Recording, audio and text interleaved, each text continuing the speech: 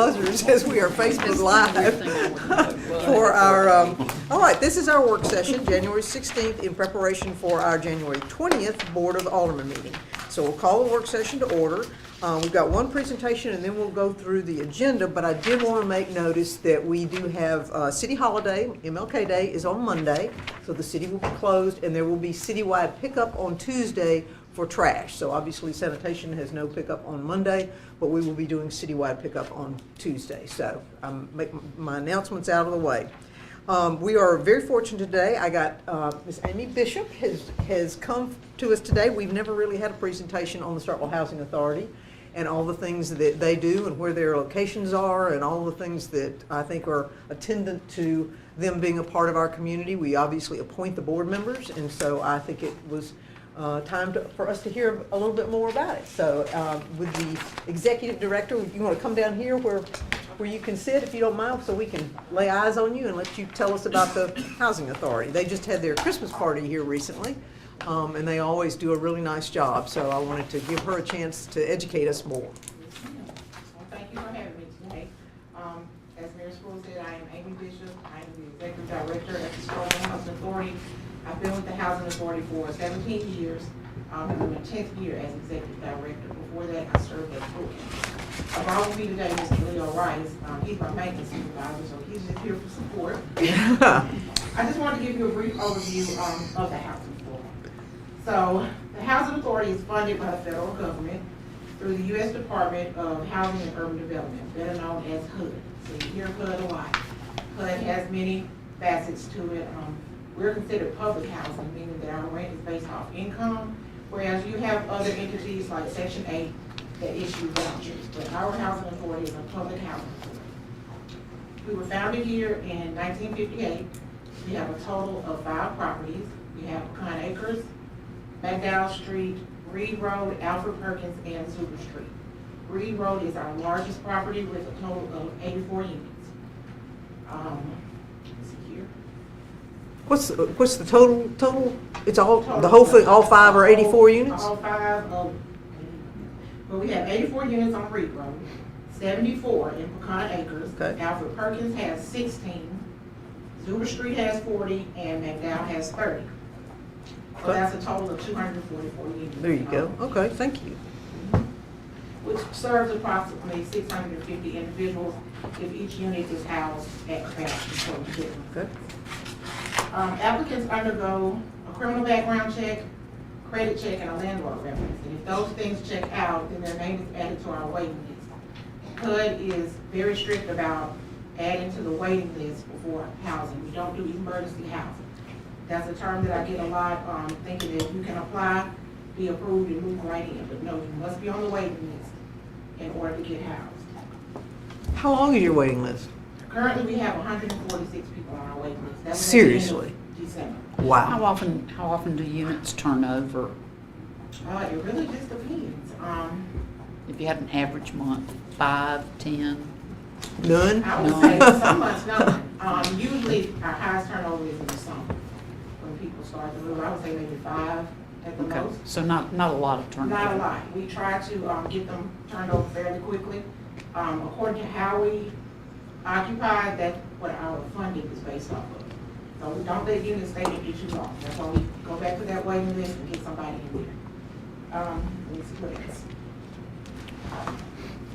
Our waiting list does close each year from January until April, because all of our current residents go what we call a re-exam process. That's when we have to gather all of their income and reevaluate and recalculate their rent. So that's a lengthy process. We have to get them to actually turn the income in, calculate it, and HUD now has a new way that we have to calculate it. So we're kind of learning this year. So our waiting list closes during that time, so we can get everyone recertified. And you have to go through each one of your tenants and do that? Yes, ma'am. And if they make more than is allowed, I guess that's then you have to give them an eviction notice? No. Or they have to pay, pay a fair market oh, value. so they don't have to move out, they Right. just have to pay a fair market value as Correct. opposed to, okay, Yes, all right. ma'am. We do receive operating subsidy from the government, and that can range between $50,000 and $65,000 per month that I have to draw down for our operating subsidy. We also receive capital fund money, which is used for any renovations or projects that we need to use to update our units. Do you have a list of capital projects that you are, like checking off every year or something that you? That's where Leo comes in. Uh-huh. He's on the property all the time. He lets me know what needs to be done. If I have roofing that needs to be done at a property, that we use capital funds for that. Of course, if we have an emergency, like a unit burns or something like that, we have to use our capital funds for that. I think our last big project was redoing windows at our Reed Road property. And we have to do things like that because when we have our inspections, they're now called inspired inspections, everything has to be according to HUD. Everything needs to meet HUD requirements. So Reed Road was a property that had a lot of problems with windows not staying up and things like that, so we replaced all the windows there. Our next project is to do windows again at our Pecan Acres property because they're having the same issues. Our units are older units, so we have to use those capital funds to update them. If not, they will recapture our funds. So we have to constantly have a project going. And you said built in 1958. Is that just, it was Pecan Acres, or was everything built in I think it 19? was Zuber Street was the first. Zuber was first? Do they have, they're all central heat and air? They are, that was actually being done when I came on in 2008. They have Okay. been upgraded to central heating. Okay, cool, Can I okay. ask a question about the capital Sure, fund? of course. So is it a certain amount that you get every year, or do you make an ask when it comes to That that? amount fluctuates. It's according to the size of your housing authority. And they do, like I said, monitor how you use it and what you're using it for. So that amount fluctuates. We never know. Okay. Just how much we get. Well, our biggest challenge, I can say, is that following HUD guidelines, they change quite often. Like I said, we now have a new way of calculating rent, and that's been in the process for, I know, the last 3 years. So we have to wait for what they call a final word before we can enact any new guidelines or regulations. So that is our biggest challenge. We stay on top of, what HUD requires. And we get, well, I get, I would say 3 to 4 emails a day about changes that HUD is implementing. How do you communicate with your tenants? Does everybody have email? Everyone does not have email. We have a high number of elderly occupants. Mhm. So a lot of them don't know how to, use email. They don't even have a computer or a cell phone. So normally it's through phone calls, or either I'll send out something, a memo property-wide or a notice or anything, just let them know. And I do a newsletter each month. So I try to keep everything, all changes in my newsletter that I send out. So I really don't have a problem with communicating. I have my number and my staff's number in the newsletter. They know how, the younger residents know how to email us or call us. Yeah, and the utilities are all on the tenant, right? Yes. Yeah. Except for water, we do pay. Okay. We've discovered all the meters? Sorry, Yeah. go ahead, I'm sorry. We do pay the water bill. In addition to providing low-income housing, we try to get programming that will make our residents self-sufficient. So we have partnerships with Cadence Bank and Habitat for Humanity, where we have home ownership programming that they can attend and see how to go about becoming a homeowner. We have, for our elderly residents, we have scam and fraud workshops. So they'll be able to identify fraud if they get a call or somebody comes by with something, I need your credit card for this, you didn't. So, we have workshops for that. We have breast cancer awareness programs each year because we do have residents that have undergone treatment for breast cancer, and I even had a staff member. So I felt like that would be something that we do. We do have a health fair where they can, go for screenings. We partner with the Mississippi Coalition Against Tobacco to help. Do you allow smoking on your property? No, we are smoke, what HUD considers a smoke-free property, but you cannot smoke inside the unit. You have to be 25 feet away from the building, which is basically at the end of their sidewalk or in the street. Okay. So there's stiff penalties for smoking in the unit. I go through a process of giving you a warning, refer you to the Mississippi Coalition Against Tobacco, just trying to help you to stop smoking. Yeah. Do y'all have a transportation, because since you've got 5 locations, Yes, ma'am. do you have a transportation system that brings people to these workshops or Yes, health ma'am. fairs? Mhm. Okay. We have workshops there at the office. We have a van that will pick up our residents. All they have to do is call and say, I need to be picked up to come to the program, or it not just for programs. We can take them to doctor's appointments, retail stores, grocery store. Really? And do you do that on an on-call basis, or do you do that as a kind of a regular routine She's there, run? I just hired a new van driver, so she's there Monday through Friday, but it's just whenever they need it. And Okay. it's called, most people So call it's a day ahead. on demand? Okay. Yes, ma'am. Okay, well, that's a really nice service. Okay. Well, one of the things that I wanted to applaud y'all for is you do a really good job, because, you know, the chief and I, with some regularity, talk about areas that we have some problem areas around town, just to, you know, be candid. And it's never any of these properties. It's never any of these properties. And so it's really speaks to your management and your oversight and the things that you make sure are being done.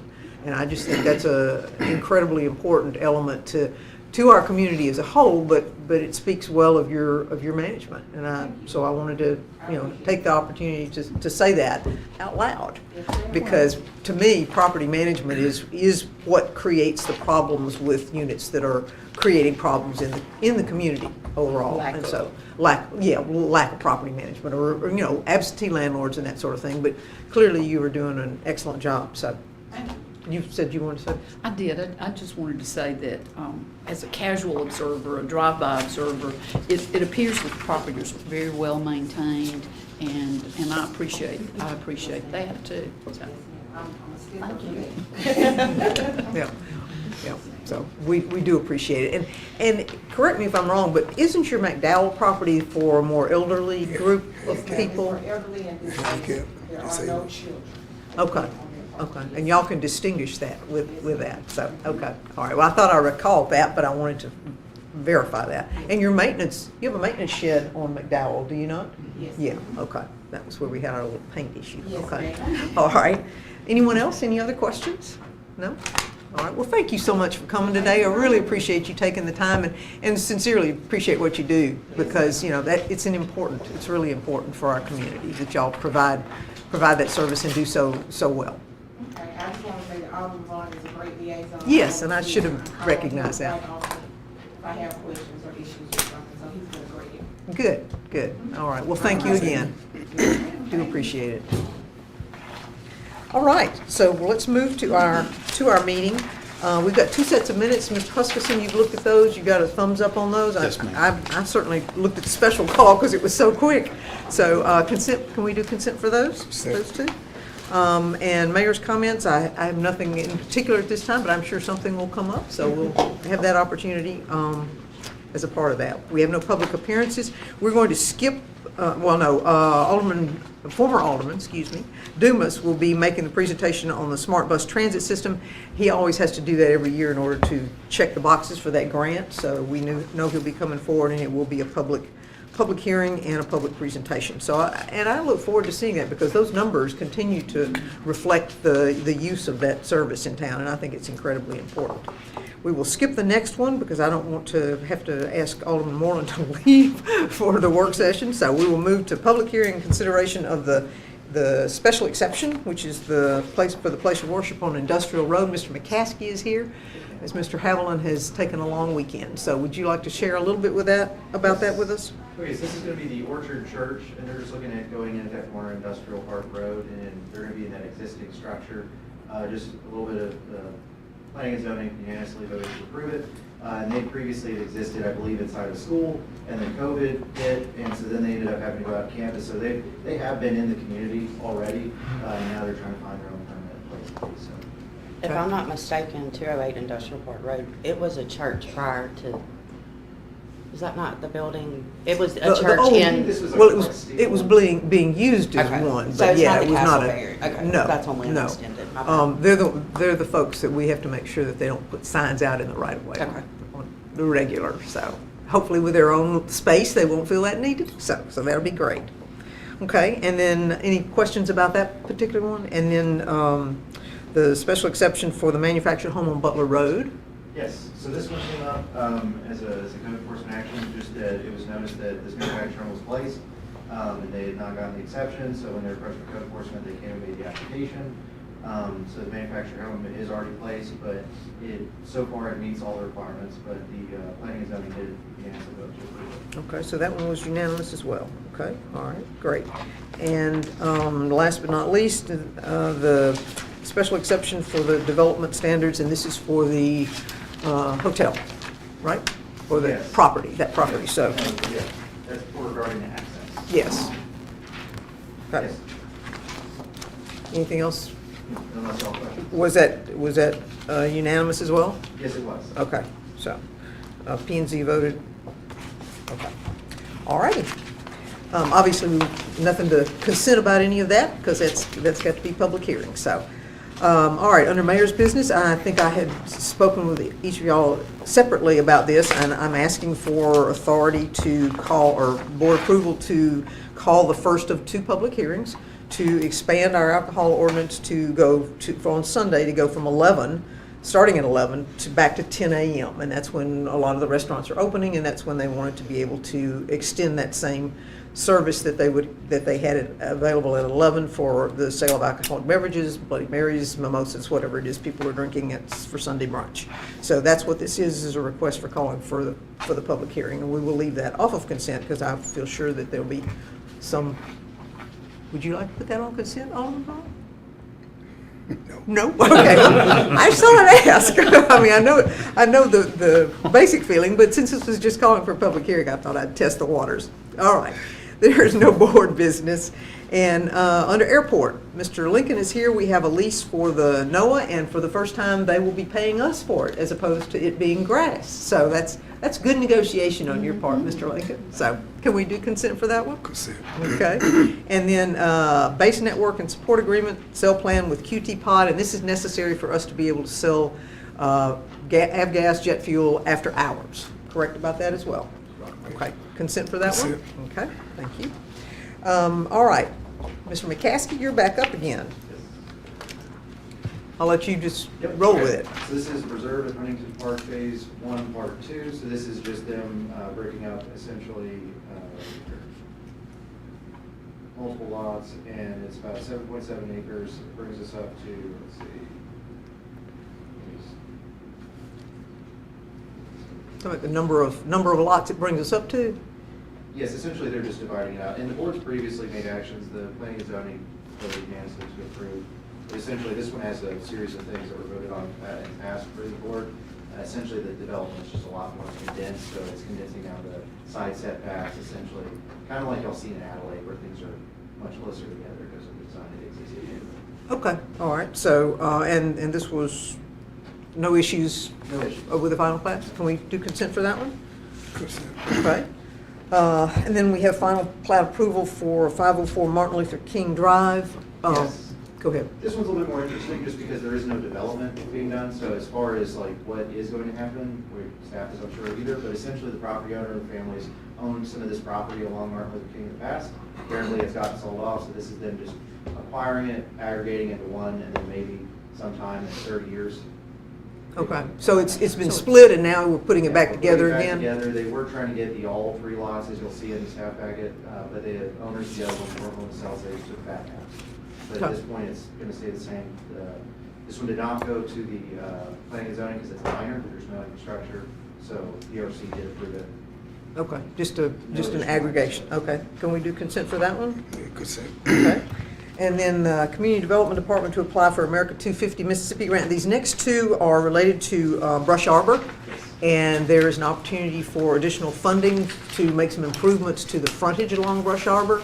And so I think this is a real nice focus for us to pursue that improvement on University Drive. Sidewalk, maybe a retaining wall, that sort of thing. So is there a drawing in the packet? I have not. There is not at this time. There's been discussions. This has all been brought up to us fairly recently within the last month, working with Dr. Pullen at the Mississippi State University, the Town and Country Garden Club, and we're also seeking some other external partners to make sure we get just the right image for exactly what type of improvement would possibly be proposed there. But essentially with these 2 grants, we really open ourselves up to increasing this right of way that goes, between City Hall and campus. And Okay. it's a very important landmark on our journey Yes. down Main Street. Sure, and showing a little love. Yes. Okay, So go ahead. Is your department coordinating the grant application? That is correct. Yes, we are working in-house. Engineering is estimating that they're going to be able to do the drawings and the stamping for this. Okay. Working with university and these other groups we're reaching out to look at doing some of the research as far as who is actually interned there Okay. and their significance. Okay. But you're pulling it all together and Yes, ma'am. submitting it? And that is true of 3 and 4. They're both grants associated with making those improvements on Brush Arbor. Yeah, when I was reading the packet, I thought, I'm having deja Double, vu. yeah. So I had to go Yeah. back and look and see it's two separate. Yes, it We is. approached with the America 250 and another one popped up. Chris, an engineer, brought it up and said, hey, we can make it all better. Okay, all right, so consent for those? These are both match grants, Steve? That's right? I'm sorry? These are both match grants? Yes, Okay. yes. That's right.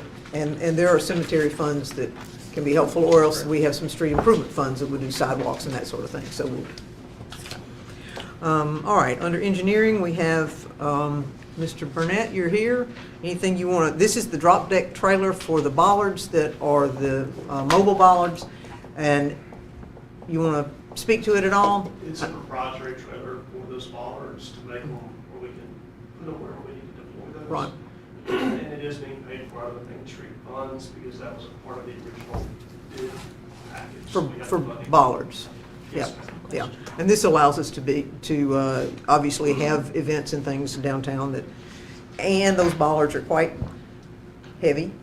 So, Did I read 600 pounds? That sounds about right. yep, so they need help moving around. I could see. But they obviously are not going to be something they're going to be breaching easily. That's So, what I thought when I yes, read so that. could we do consent for that? Not like a All right. U-Haul truck. and We will skip the claims docket, go to the financial statements. Mr. Corbin, anything you wish to share with us about the financial statements? Normal stuff. So consent for that one? Consent. Okay. Under HR, we have done the interviews, and we have someone who is ready and everybody's happy with about offering a job for that grants and finance manager for the city clerk and finance administration department. So Mr. Corbin and Ms. McLaurin and Ms. Cobbins, I'm sorry, all sat in on that, and I think everybody was impressed with this lady. Is that correct? Okay. All right. Okay. Consent for this one? All right. Wonderful. And then promoting Amanda Taylor to the position, I'm sorry, did we have some? Okay, that's all right. Promoting Amanda Taylor to the position of HR business partner. Ms. Collins, you want to, where is she? Right there. There you are. I knew I'd seen you, but I was having trouble. You want to speak to this just real quickly, since it's a promotion within your department? Sure. It's an internal promotion, and the applicant that is in our HR/payroll coordinator position, she's well aware of the city's process and policy, the system, and she has HR experience before, so she's the best person to not have to have that learning curve for the criminal system as well as our department leaders and the policy. Okay, all right. Consent for that one? Consent. Okay. And then hiring Darlene Brooks, and this is also another backfill, is that correct? Yes, ma'am. All right, so in his position, so consent for that one? Consent. Okay. And then hiring for non-certified police officers in the Starkville Police Department. Again, we're filling positions. Consent for that one? Consent. Okay. And then this is the aircraft lineman in Starkville Airport Department for Mr. Lincoln, who is in need. Is that correct? All right, can we consent that one? Consent. All righty.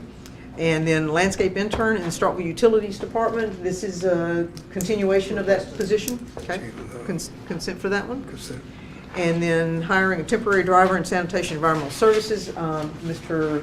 Smiley has need. We have a driver that is no longer with us. I believe that's correct. And so this is to fill that gap. So, and he's going to be temporary because he is a returning driver that had retired. Is that correct, Mr. Smiley? That's correct. Okay.